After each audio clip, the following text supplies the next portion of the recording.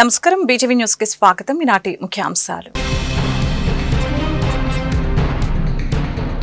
కరువుతో వచ్చే దుర్భిక్ష పరిస్థితులు పారద్రోలాలంటే నదుల అనుసంధానమే మార్గమన్న మంత్రి నిమ్మల. గత వైసీపీ ప్రభుత్వ సాగునీటి ప్రాజెక్టులపై తీవ్ర నిర్లక్ష్యం వహించిందని ఆరోపణ. కేఎల్ రావు స్ఫూర్తితో కూటమి ప్రభుత్వం పనిచేస్తుందని వెల్లడి. 50 ఏళ్ల క్రితమే నదుల అనుసంధానానికి కేఎల్ రావు నాంది పలికారన్న మాజీ మంత్రి దేవినేని ఉమ. సీఎం చంద్రబాబు కేఎల్ రావు స్ఫూర్తిని కొనసాగిస్తున్నారని వ్యాఖ్య. ప్రఖ్యాత ఇంజనీర్ కేఎల్ రావు తెలుగువారు కావటం గర్వకారణమన్న ఉమ. రాష్ట్రంలో కౌలు రైతులు ఎదుర్కొంటున్న సమస్యల్ని పరిష్కరించడంలో కూటమి పూర్తిగా వైఫల్యం చెందిందన్న సిపిఐ రాష్ట్ర కార్యదర్శి రామకృష్ణ. ఎన్నికలలో కౌలు రైతులకు ఇచ్చిన హామీలను ఎందుకు అమలు చేయడం లేదని ప్రశ్న. ప్రభుత్వం వెంటనే మొద్దు నిద్ర లేచి అర్హులైన కౌలు రైతులందరికీ అన్నదాత పథకం కింద రుణాలు అందించాలని డిమాండ్. కరువుతో వచ్చే దుర్భిక్ష పరిస్థితులు పారద్రోలాలంటే నదుల అనుసంధానమే మార్గమని రాష్ట్ర జలవనరుల శాఖ మంత్రి నిమ్మల రామానాయుడు పేర్కొన్నారు. గత వైసీపీ ప్రభుత్వ సాగునీటి ప్రాజెక్టులపై తీవ్ర నిర్లక్ష్యం వహించిందని ఆరోపణలు చేశారు. 50 ఏళ్ల క్రితమే నదుల అనుసంధానానికి నాంది పలికిన ఇంజనీర్ కేఎల్ రావు తెలుగువారవటం గర్వకారణంగా ఉందని చెప్పారు. కేఎల్ రావు స్ఫూర్తితో కూటమి ప్రభుత్వం పనిచేస్తుందని తెలియజేశారు. ప్రఖ్యాత ఇంజనీర్ డాక్టర్ కేఎల్ రావు 124వ జయంతి కార్యక్రమం దుర్గాఘాట్లోని ఇరిగేషన్ మోడల్ గెస్ట్ హౌస్ సమీపంలో కేఎల్ రావు ఘాట్ వద్ద నిర్వహించడం జరిగింది. ఈ కార్యక్రమంలో రాష్ట్ర జల వనరుల శాఖ మంత్రి నిమ్మల రామానాయుడు పాల్గొని కేఎల్ రావు చిత్రపటానికి పూలమాలలు వేసి ఘనంగా నివాళులు అర్పించారు. ఈ సందర్భంగా మంత్రి నిమ్మల రామానాయుడు మాట్లాడారు. ప్రఖ్యాత ఇంజనీర్ కేఎల్ రావు తెలుగువారు కావటం గర్వకారణమని చెప్పారు. 50 ఏళ్ల క్రితమే నదుల అనుసంధానానికి కేఎల్ రావు నాంది పలికారని చెప్పారు. ఆయన స్ఫూర్తిని ప్రధాని మోదీ, సీఎం చంద్రబాబు కొనసాగిస్తున్నారు. నాగార్జున సాగర్, శ్రీశైలం, హిరాకుడ్తో సహా దేశంలో అత్యంత భారీ ప్రాజెక్టుల నిర్మాణానికి కేఎల్ రావు శ్రీకారం చుట్టారని తెలిపారు. ఇప్పుడు కూటమి పాలనలో పోలవరం ప్రాజెక్టుకి గాడిలో పెట్టడం జరిగిందని చెప్పారు. 2027 డిసెంబర్ కల్లా పోలవరం ప్రాజెక్టుని పూర్తి చేయడమే కూటమి ప్రభుత్వ లక్ష్యమని అన్నారు. స్ఫూర్తినిచ్చేలా పనిచేయటమే కేఎల్ రావుకు ఇచ్చే ఘనమైన నివాళని అన్నారు. అనంతరం సీనియర్ ఇంజనీర్లను సత్కరించారు. మన తెలుగు బిడ్డ కేఎల్ రావు గారి జయంతి సందర్భంగా మన ఆంధ్రప్రదేశ్ నీటిపారుదల శాఖ ద్వారా ఏర్పాటు చేస్తున్నటువంటి యొక్క కార్యక్రమానికి వేదికను అలంకరించినటువంటి రైతు నాయకులకు, అధికారులకు, వేదిక ముందున్నటువంటి సోదరీమణులకు, పాత్రికేయ మిత్రులకు అందరికీ కూడా ముందుగా నా హృదయపూర్వకమైన నమస్కారాలు మీ అందరికీ కూడా ముందుగా తెలియజేసుకుంటూ ఉన్నా.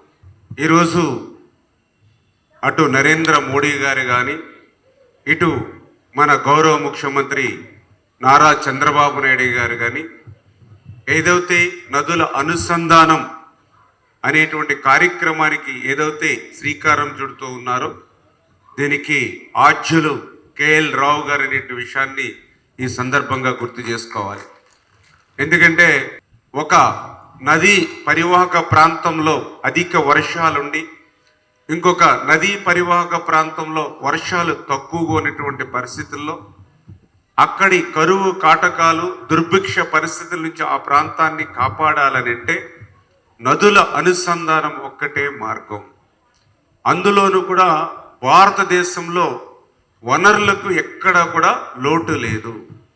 ఇటువంటి వనరులకు లోటు లేకపోయినప్పటికీ కూడా ఈ భారతదేశం ఇంకా ఇంకా అభివృద్ధి చెందాలి అని అంటే కరువు కాటకాల నుంచి, దుర్భిక్షమైనటువంటి పరిస్థితుల నుండి మరి యొక్క భారతదేశం అతీతంగా ఉండాలి అని అంటే నదుల అనుసంధానం ఒక్కటే మార్గం.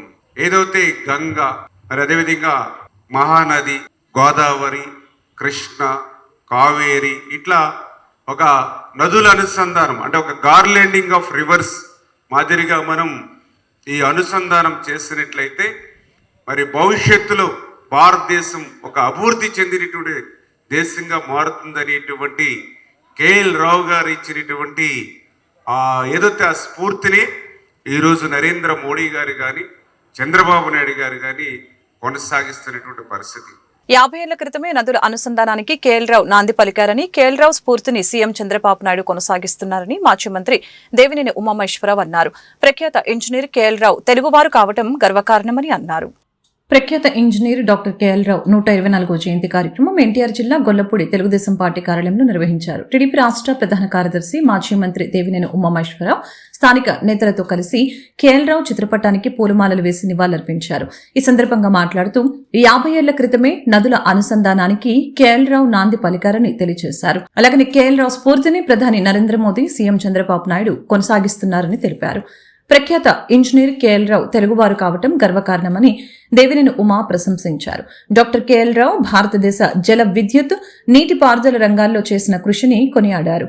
డాక్టర్ కేఎల్ రావు నాగార్జున సాగర్, దిగువ భవానీ, మాలంపూయ, కోసి, హిరాకుడు, చంబల్, ఫరక్కా, శ్రీశైలం, తుంగభద్ర వంటి అనేక జల విద్యుత్ శక్తి, నీటిపారుదల ప్రాజెక్టుల రూపకల్పనలో కీలక పాత్ర పోషించారని తెలిపారు. 1972లో గంగా కావేరి అనుసంధానాన్ని ప్రతిపాదించిన ఘనత కూడా ఆయనకే దక్కుతుందని చెప్పారు. 1962 నుంచి 1977 వరకు విజయవాడ లోక్సభ నియోజకవర్గం నుండి కాంగ్రెస్ పార్టీ అభ్యర్థిగా 3 పర్యాయాలు ఎన్నికైన కేఎల్ రావు నెహ్రూ, లాల్ బహదూర్ శాస్త్రి, ఇందిరాగాంధీ మంత్రివర్గాల్లో 10 సంవత్సరాల పాటు కేంద్ర నీటిపారుదల విద్యుత్ శక్తి శాఖ మంత్రిగా సేవలు అందించారని చెప్పారు. ప్రఖ్యాత ఇంజనీరు డాక్టర్ కేఎల్ రావు గారు మన ఉమ్మడి కృష్ణా జిల్లా వాస్తవ్యులు. ఈ ప్రాంత రైతాంగం, ఈ దేశ రైతాంగం గుర్తుపెట్టుకునే మహానుభావుడు. ప్రపంచ విఖ్యాతి కలిగి దేశ విదేశాల్లో చదువుకొని బయట దేశాల్లో సెటిల్ అవ్వకుండా దేశాభివృద్ధికి మనం చదువుకున్న చదువు ఉపయోగపడాలని స్వదేశానికి వచ్చి 1946లో ఆయన డిజైన్ చేసిన ప్రాజెక్టులు అటు తెలంగాణలో శ్రీరామపాద సాగర్ ప్రాజెక్టు కావచ్చు, ఆ రోజు విశ్వవిఖ్యాత ఇంజనీర్లు సాల్వేజ్ గారితో కలిసి మద్రాసు ప్రభుత్వం ఉన్నప్పుడే ఏదైతే కోస్లా కమిటీ ఏర్పాటు చేయడంలో ముత్యాల రాజా గారిని కలుపుకొని ఆ అడవి ప్రాంతం అంతా కూడా శుభ్రం చేసి నాగార్జున సాగర్ ప్రాజెక్టు నిర్మాణంలో కీలక బాధ్యత వహించింది డాక్టర్ కేఎల్ రావు గారు. ఆ రోజు మేధావులు రాజకీయాల్లో ఉండాలి అని ప్రధానమంత్రి జవహర్లాల్ నెహ్రూ గారు ఉన్న సభలో డాక్టర్ కేఎల్ రావు గారు మాట్లాడటం జరిగింది. అప్పటికి ఢిల్లీ నుంచి ప్రధానమంత్రి కార్యాలయం నుంచి 1961లో ఆయనకు పిలుపు రావటం, విజయవాడ పార్లమెంటు సభ్యుడిగా ఆయన్ని నిలబెట్టడం, ఆయన రైతాంగం అంతా కూడా విజయవాడ పార్లమెంట్ నుంచి గెలిపించడం, మళ్ళీ 1963లో ప్రధానమంత్రి కార్యాలయం నుంచి మీరు కేంద్రంలో ఇరిగేషన్కి, పవర్కి మంత్రిగా పనిచేయాలని నెహ్రూ గారే ఫోన్ చేస్తే నియోజకవర్గంలో నాయకులతో మాట్లాడొస్తానని నింపాదిగా చెప్పి ఆయన కేంద్ర మంత్రిగా, సెంట్రల్ మినిస్టర్ పవర్గా, ఇరిగేషన్గా ఆయన తీసుకున్న నిర్ణయాలు కానీ, సెంట్రల్ వాటర్ కమిషన్ సభ్యుడిగా ఆయన తీసుకున్న నిర్ణయాలు కానీ, ఆయన కట్టిన ప్రాజెక్టులు కానీ, ఆయన క్యూసిక్ మ్యాన్గా ప్రసిద్ధి చెందారు.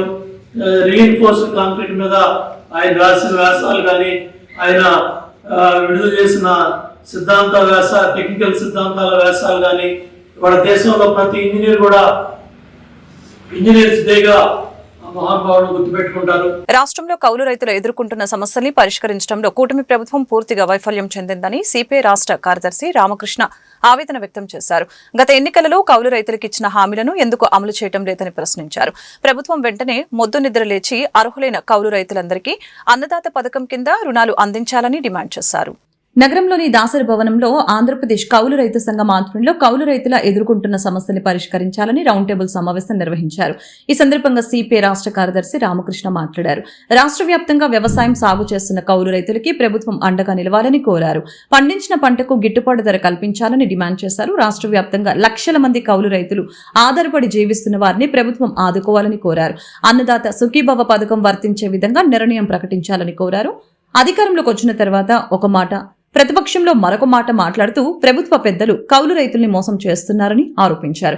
తక్షణమే ప్రభుత్వం కౌలు రైతులకు ఇచ్చిన హామీలను అమలు చేయాలని కోరారు. ఇవాళ కౌలు రైతుల సమస్యల పైన రాష్ట్రంలో ఉన్న అన్ని రైతు సంఘాల నాయకులందరూ కూడా సమావేశమై ఇవాళ నిజంగా దీనిపైన చర్చించడం అనేది చాలా హర్షణీయం. ఎందుకంటే రాష్ట్రంలో అధికారంలో ఉన్న చంద్రబాబు నాయుడు గారి ప్రభుత్వం ఉద్దేశపూర్వకంగా కౌలు రైతులకు అన్యాయం చేస్తా ఉన్నారు.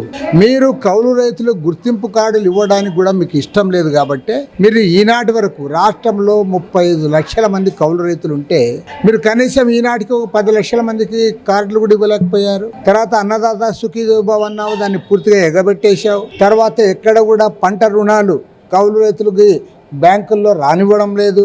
ప్రభుత్వం అన్ని తెలిసి ఉండి కూడా ఏం మాట్లాడడం లేదు. మరి ఉప ముఖ్యమంత్రిగా ఉన్న పవన్ కళ్యాణ్ గారు అధికారం లేకుంటేనేమో వాళ్ళ ఇళ్ళకు పోయి చనిపోయిన రైతు కుటుంబాలు కౌలు రైతులని ₹1,00,000 ఇస్తా పోయినావు. నీవు అధికారంలోకి వచ్చిన ఈ సంవత్సర కాలంలో ఏనాడైనా కౌలు రైతు గురించి నీ నోటి నుంచి ఒక్క మాట మాట్లాడావా అని నేను అడుగుతా ఉన్నా. అమ్మవారి ఆశీస్సులు ప్రజలందరికీ ఉండాలని మనస్ఫూర్తిగా కోరుకుంటున్నానని విజయవాడ ఎంపీ కేశినేని చిన్ని సతీమణి జానకి లక్ష్మి వెల్లడించారు. కూటమి ప్రభుత్వంలో ప్రజలు అందరూ సంతోషంగా ఉన్నారని స్పష్టం చేశారు.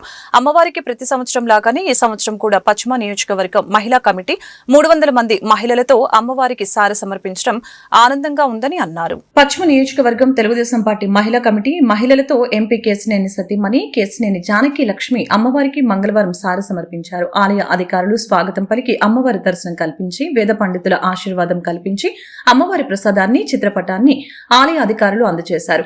పంజా సెంటర్ గణపతిరావు రోడ్లోని తెలుగుదేశం పార్టీ ఆఫీస్ నుంచి బ్రాహ్మణ వీధి మీదుగా ఊరేగింపుగా అమ్మవారి ఆలయానికి చేరుకొని అమ్మవారికి సారె సమర్పించారు. ఈ సందర్భంగా జానకి లక్ష్మి మాట్లాడారు. అమ్మవారికి ప్రతి సంవత్సరం లాగానే ఈ సంవత్సరం కూడా అమ్మవారికి సారె సమర్పించడం ఆనందంగా ఉందని చెప్పారు. కూటమి ప్రభుత్వంలో ప్రజలందరూ సంతోషంగా ఉన్నారని అమ్మవారి ఆశీస్సులు ప్రజలందరికీ ఉండాలని అమ్మవారిని కోరుకోవటం జరిగిందని తెలిపారు. మన మంచి ప్రభుత్వంలో అమ్మవారికి సారి పట్టుకెళ్ళటం నాకు ఇంతమంది ఆడవాళ్ళందరితోటి చాలా ఆనందంగా ఉంది.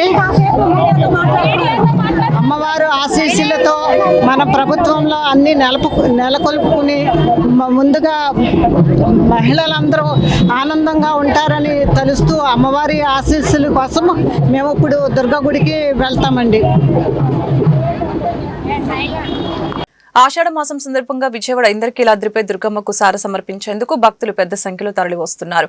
ఆంధ్ర నుంచే కాకుండా తెలంగాణ రాష్ట్రం నుంచి కూడా భక్తులు అమ్మవారికి సారె సమర్పిస్తున్నారు. సామాన్య భక్తులతో పాటు సేవా సమితులు, భక్త బృందాలతో పాటు ప్రముఖులు సైతం దుర్గమ్మను దర్శించుకుని పవిత్ర సారెను సమర్పిస్తున్నారు. ఖమ్మం నుంచి శ్రీ లక్ష్మీ బాలాజీ సేవా సమితి తరపున వచ్చిన 150 మంది మహిళల బృందం అమ్మవారికి సారె సమర్పించారు. విజయవాడ ఇంద్రకీలాద్రిపై కొలువైన దుర్గమ్మను ఇంటి ఆడపడుచులుగా భావించి సారె సమర్పించేందుకు భక్తులు పెద్ద ఎత్తున తరలి వస్తున్నారు. మన రాష్ట్రంలోని వివిధ జిల్లాల నుంచే కాకుండా తెలంగాణ నుంచి భక్తులు సారె సమర్పించేందుకు వస్తున్నారు. సామాన్య భక్తులతో పాటు సేవా సమితులు, భక్త బృందాలతో పాటు ప్రముఖులు సైతం దుర్గమ్మను దర్శించుకొని పవిత్ర సారెను సమర్పిస్తున్నారు. తెలంగాణ రాష్ట్రం ఖమ్మంకు చెందిన శ్రీ లక్ష్మీ బాలాజీ సేవా సమితి ఆధ్వర్యంలో నేడు దుర్గమ్మకు సారె సమర్పించారు. సుమారు 150 మంది మహిళలు సేవా సమితి తరపున అమ్మవారికి సారె సమర్పించారు. అమ్మవారిని దర్శించుకొని పవిత్ర సారెను సమర్పించారు. ప్రధాన ఆలయంలో అమ్మవారిని దర్శించుకొని మహామండపం 6వ అంతస్తులో పూజా కార్యక్రమంలో పాల్గొని అమ్మవారి ఉత్సవ విగ్రహం వద్ద అమ్మవారికి సారె సమర్పించారు. ఈ సందర్భంగా సంఘం ప్రతినిధులు వడ్డే లక్ష్మి, చోడవరపు కిషోర్ గుప్తా మాట్లాడుతూ ఖమ్మం నుంచి శ్రీ లక్ష్మీ బాలాజీ సేవా సమితి తరపున గత 2 సంవత్సరాల నుంచి విజయవాడ కనకదుర్గమ్మకు సారె తీసుకువస్తున్నామని తెలిపారు. సారె సమర్పించడం ఆనవాయితీగా వస్తుందని చెప్పారు. మన ఇంటి ఆడబిడ్డకు సారె ఎలా ఇస్తామో అదేవిధంగా అమ్మవారిని మా ఇంటి ఆడబిడ్డగా భావించి సారె సమర్పిస్తున్నామని చెప్పారు. 40 రకాల వస్తువులు తీసుకుని వచ్చామని అన్నారు. అమ్మవారి కృప, దయ అందరిపై ఉండాలని, రాష్ట్రం సుభిక్షంగా ఉండాలని అమ్మవారిని కోరుకున్నట్లు తెలిపారు. జై శ్రీరామ్, ఓం శ్రీ మాత్రే నమః. నా పేరు వడ్డే లక్ష్మి. మేము ఖమ్మం నుండి వచ్చాము. శ్రీ లక్ష్మీ బాలాజీ సేవా సమితి తరపున గత 2 సంవత్సరాలు పోసాము. ఈ సంవత్సరంతో 3వసారి అమ్మవారికి సారె సమర్పిస్తున్నాము.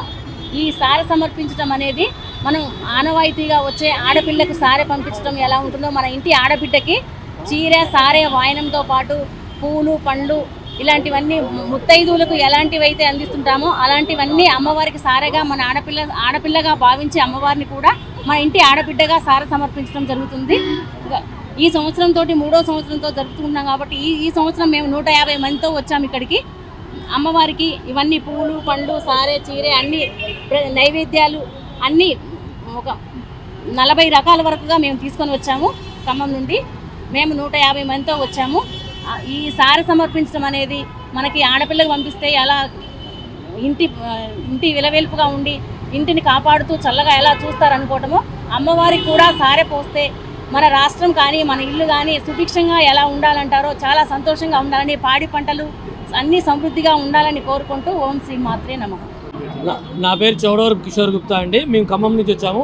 శ్రీ లక్ష్మీ బాలాజీ సేవా సమితి వారి ఆధ్వర్యంలో గత 3 సంవత్సరాలుగా విజయవాడ కనకదుర్గ అమ్మవారికి సారె ఇవ్వటం ఆనవాయితీగా వస్తుంది. తెలంగాణ రాష్ట్రం మన తెలుగు రాష్ట్రాలు రెండు కూడా సుభిక్షంగా ఉండాలని కోరుకుంటూ అమ్మవారికి ప్రతి సంవత్సరం ఇదే విధంగా సారె ఇవ్వడం జరుగుతుంది. ఈ సంవత్సరం మేము పాల్గొనడం మా అదృష్టంగా భావిస్తున్నాము.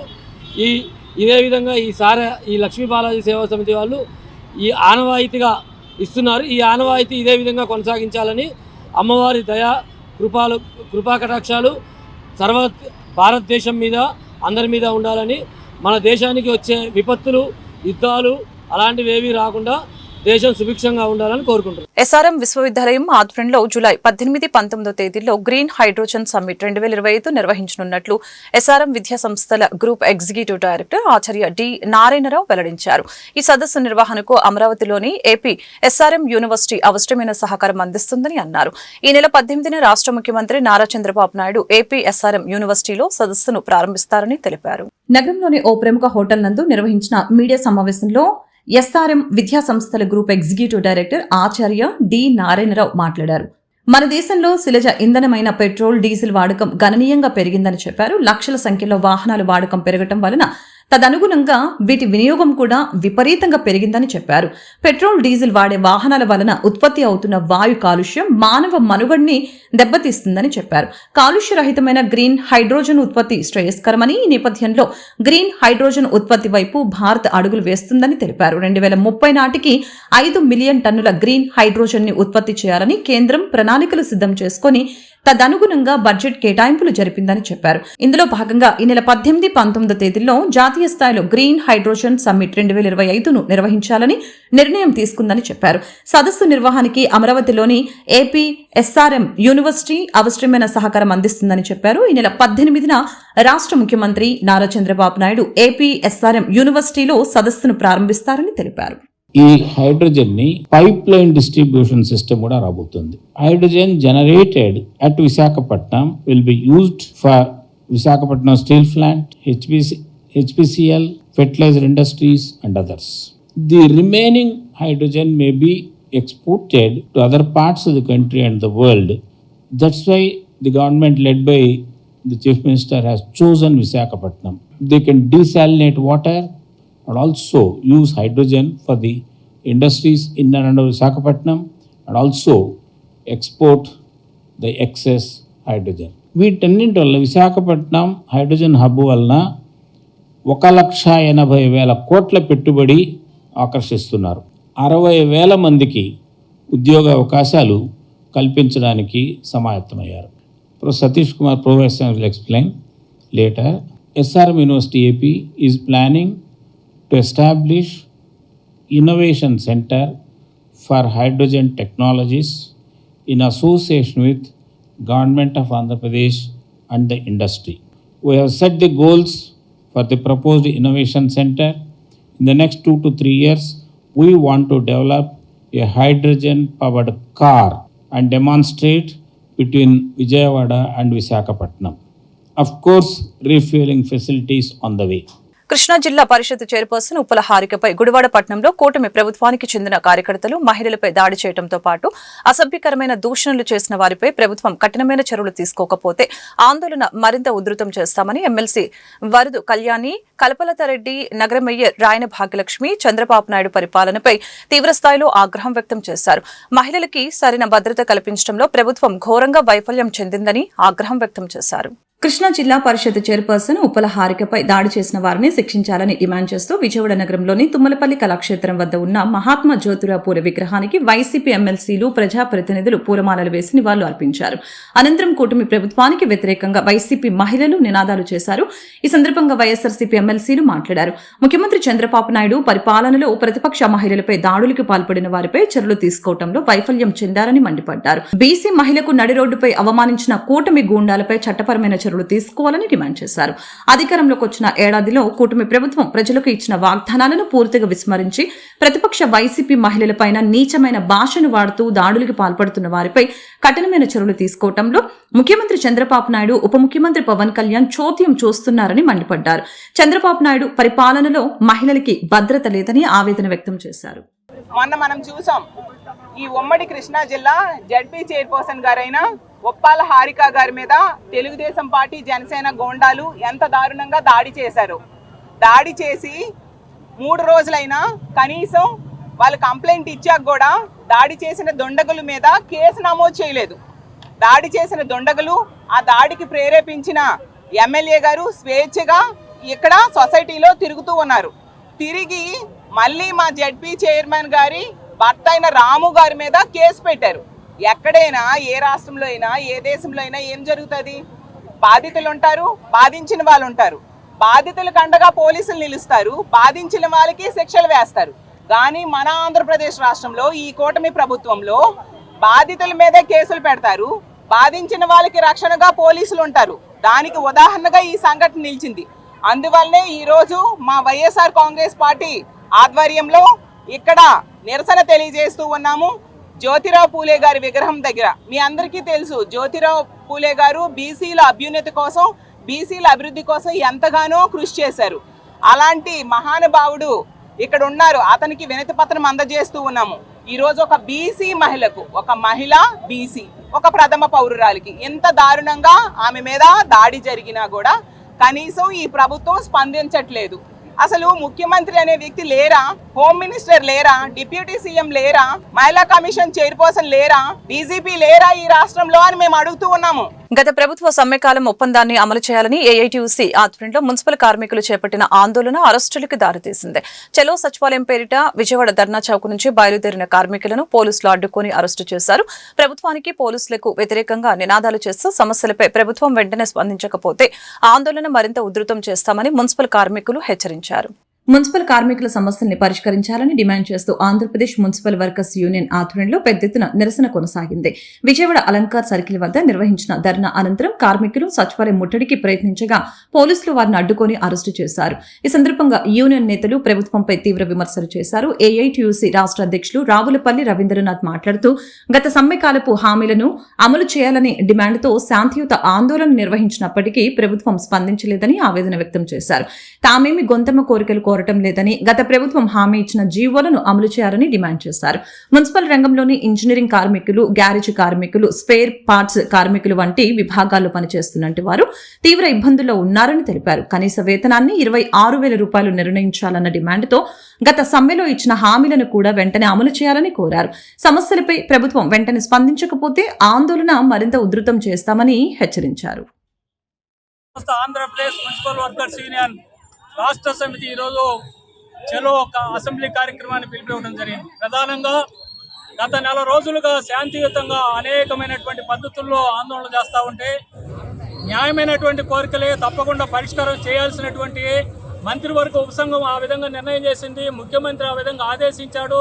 మీరు న్యాయమైనటువంటి కోరికలేనే మాత్రం ఉపశమనం మాటలు చెప్తున్నారు తప్పితే ప్రాక్టికల్గా ఆ నిర్ణయాలు ఏవైతే చేశారో వాటిని ఇంప్లిమెంట్ చేసేదానికి జీవో తీసుకురావడానికి 2-3 మాసాలు కూడా సరిపోకపోతే కడుపు మండినటువంటి రోజువారీ ఆర్తనాదాలతో ఉన్నటువంటి మున్సిపల్ కార్మికులు, పేద కుటుంబాల నుంచి వచ్చినటువంటి వారు అనారోగ్యంతో ఉన్నారు. మనం అందరూ ఆరోగ్యంగా ఉండాలంటే వాళ్ళు కడుపు నిండాలి.